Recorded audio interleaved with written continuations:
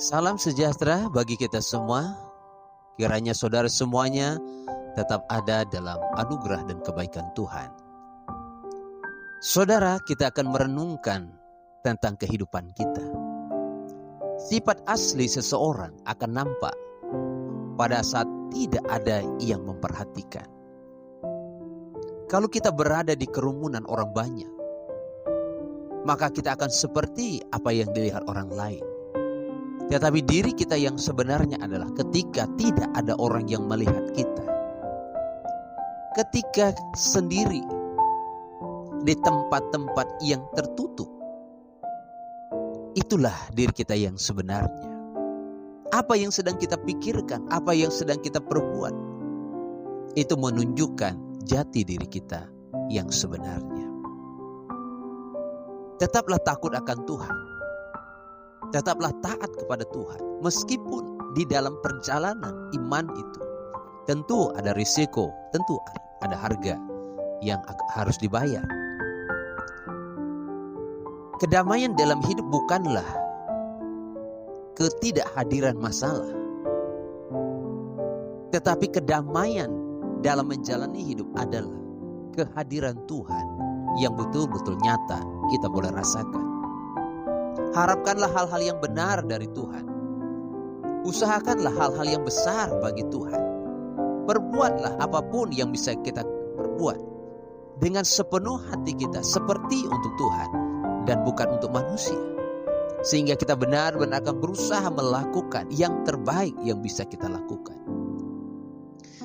Saudara, ada kalanya Tuhan akan menenangkan badai. Tetapi ada kalanya Dia akan membiarkan badai mengamuk.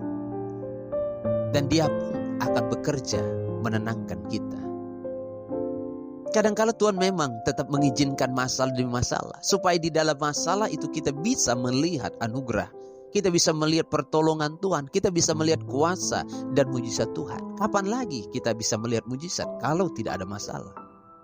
Kapan lagi kita bisa berkata Tuhan itu baik ketika kita mengalami keadaan-keadaan yang tidak baik? Kapan kita bisa berkata bahwa Tuhan memberkati saya ketika kita tidak pernah berada dalam kesusahan dan kekurangan? Nah, maka keadaan-keadaan yang terjadi adalah sebagai sarana untuk kita bisa melihat kekuatan Tuhan dalam kehidupan kita. Kerohanian yang hidup adalah upaya untuk mencari, menemukan, dan selalu hidup akrab dengan Tuhan. Tidak ada musuh yang lebih hebat dalam pertumbuhan rohani kecuali adalah kesombongan diri kita sendiri. Dan tidak ada yang lebih mendorong pertumbuhan rohani kecuali kerendahan hati. Kadang-kala musuh yang paling berat yang kita rasakan dalam kehidupan kita itu adalah diri kita sendiri. Tantangan yang datang itu adalah dari diri kita sendiri. Nah, bagaimana kita bisa menang melawan diri kita sendiri? Keegoisan, keangkuhan, merasa diri dan lain sebagainya.